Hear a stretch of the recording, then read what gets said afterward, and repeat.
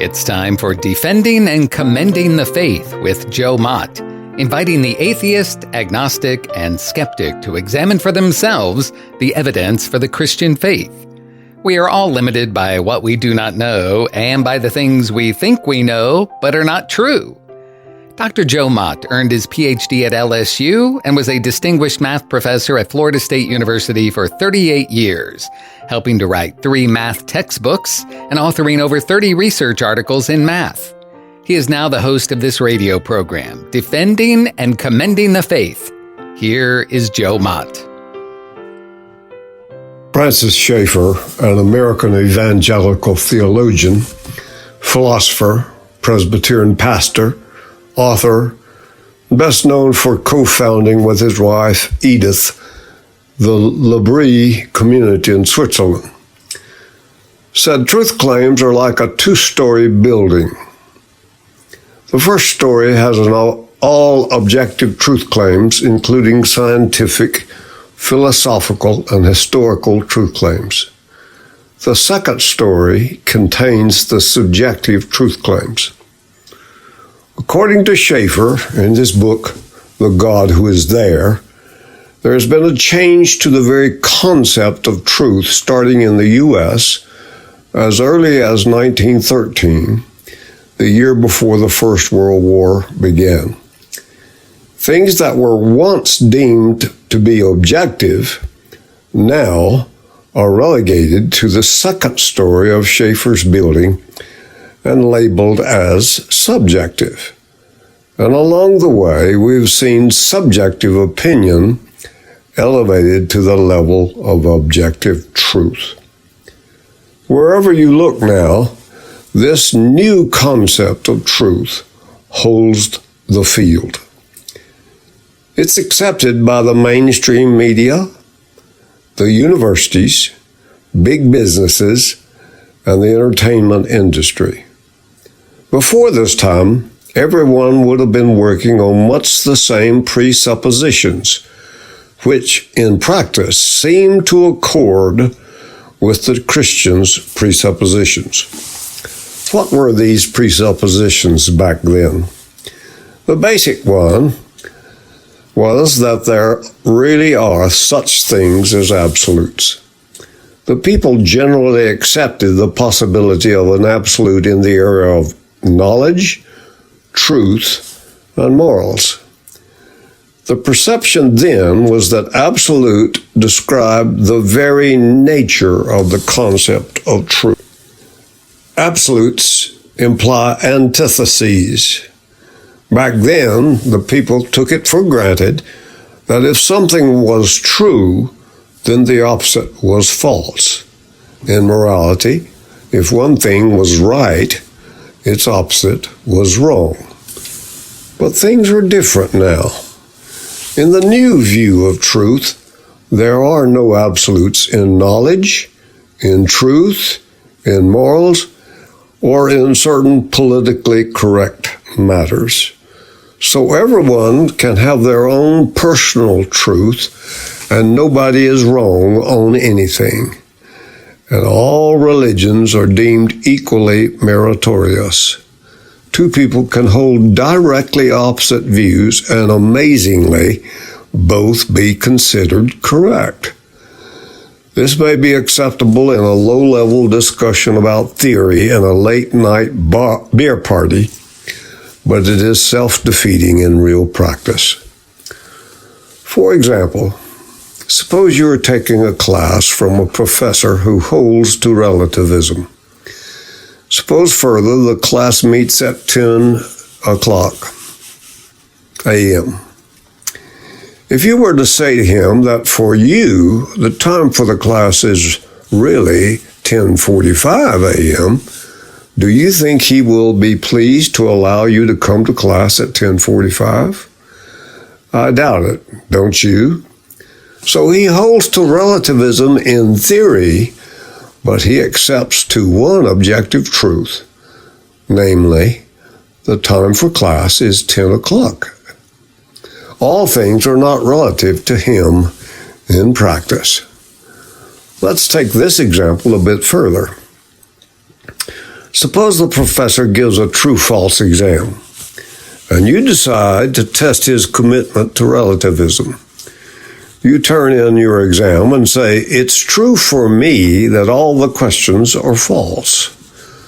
Do you think he will give you a 100% score? I doubt it too.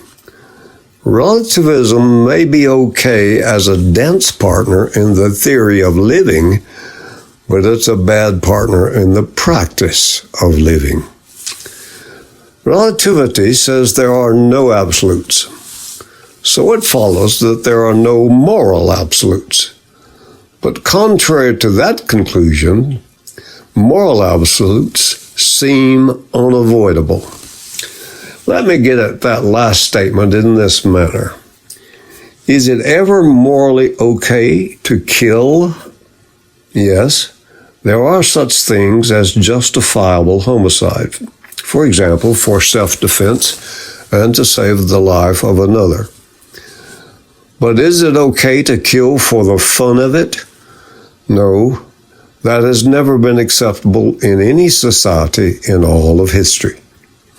Is it okay to steal?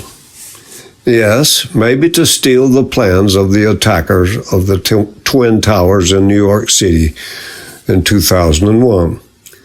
But is it okay to steal for the fun of it? No. Is it okay to torture people for the fun of it? No. On and on I could go, taking moral claim after moral claim, adding for the fun of it, and asking, is it okay? What do you think the answer should be? I suspect your answer would be no. So there are moral absolutes, after all, contrary to relativism's central claim. So what are the consequences and results of the subjectivist and relativistic view of truth? Remember this verse in the Gospels. Wisdom is justified by all its children. That is found in Matthew 11, verse 19, and Luke 7, verse 35. Let's look at some children of relativism. I think you will see that these children show the bankruptcy of the relativistic view of truth. Number one, in the last episode, I showed that relativism is self-defeating and leads to nihilism, where nothing is of any value. So there is a loss of meaning and purpose in life. There's also loss of human dignity. The relativist believes all truth is relative. But if all truth is relative, then their statement falls into that category, and so it too is relative, and thus cannot be absolutely true. Why then should we believe it? Second, relativism is untenable because it entails that opposite statements are both true. Some relativists might assert that it can be true for one person that God exists, but true for another that God does not exist. But that statement is false because logically it cannot be the case that God exists and does not exist. Either he does exist or he doesn't exist. That is a first principle of logic called the law of non-contradiction. So if relativism were true, then the world is full of contradictions. Third, relativism renders knowledge impossible. Knowledge includes justified true belief. If relativity of truth prevails, it can't be justified. Gaining knowledge presupposes moving from a state of no knowledge to a state of knowledge. If relativism is true, neither state truly exists. So learning is impossible because learning is moving from a false belief to a true one. That is, from an absolutely false belief to an absolutely true one. The truth is that absolutes are inescapable. Fourth, relativism renders all reasoning about anything impossible.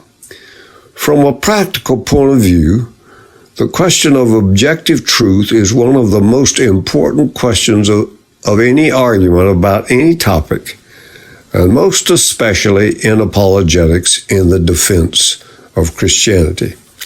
If reasons cannot be proofs of objective truths, but are only personal rationalizations, feelings, and prejudices, then it is futile to give a reason for the hope within you, as mentioned in 1 Peter 3, verse 15. Fifth, if truth is relative, then no one is ever wrong, even when they are in fact wrong. As long as something is true for me, then I'm right even when I'm wrong. If all truth is simply a matter of perspective and subjective opinion, it's virtually impossible to convict anyone of a crime.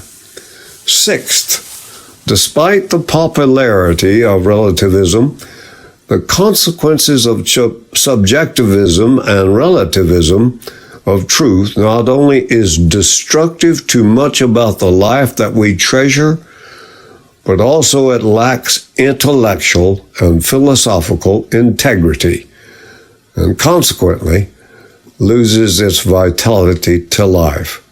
One consequence is loss of meaning and purpose. Also, there's loss of dignity. The point is, we all want truth and need it. Seventh, in relativism, there is no injustice. In the book True Truth, pages 105 to 106, the author, Art Lindsley, tells this story. When Francis and Edith Schaeffer first founded the Swiss meeting place L'Abri, Lindsley's atheistic friend went to visit. He was a relativist, was passionate about injustice. At that time, he was upset about the Vietnam War and what he considered American abuses. In discussion, it was pointed out to him he could not have the freedom of relativism to do whatever he wanted in his personal life and also have at the same time an absolute standard by which he could condemn injustice. Why was he so certain there was justice or injustice if there was no God? He was provoked to make a decision, become a consistent relativist, or accept an adequate basis for justice in a God who is there and is not silent on moral issues. He finally chose belief in God through Christ. 8. In relativism, there is a loss of morals. Once you give up on an infinite reference point in God, morality becomes either meaningless or can be created out of essentially arbitrary personal preferences. Because values are mere preferences in relativism, the values one chooses cannot be imposed on others without provoking the inevitable question, who are you to impose your values on me? Or, says who? Novelist Feodor Dostoyevsky, in The Brothers Karamazov, offered this startling insight. If there is no God, everything is permitted. 9th, Alan Bloom, in his book, The Closing of the American Mind, pointed to a paradox in the relativist view of things. On the one hand, universities throughout the world encourage an endless openness to whatever strange and bizarre views people may hold. Students are encouraged to be ever learning, but are never encouraged to actually learn anything objectively true. Strangely, this endless openness leads to a closing of the mind to the concept of ever arriving at absolute truth. In their book, Relativism, Feet Firmly Planted in Midair, Francis J. Beckwith and Gregory Koukl give 7 fatal flaws of relativism and summarize them as follows. What kind of world would it be if relativism were true? It would be a world in which nothing is wrong, nothing is considered evil or good, nothing worthy of praise or blame. It would be a world in which justice and fairness are meaningless concepts, in which there is no possibility of moral improvement, no moral discourse. And it would be a world in which there is no tolerance. Moral relativism produces this kind of world.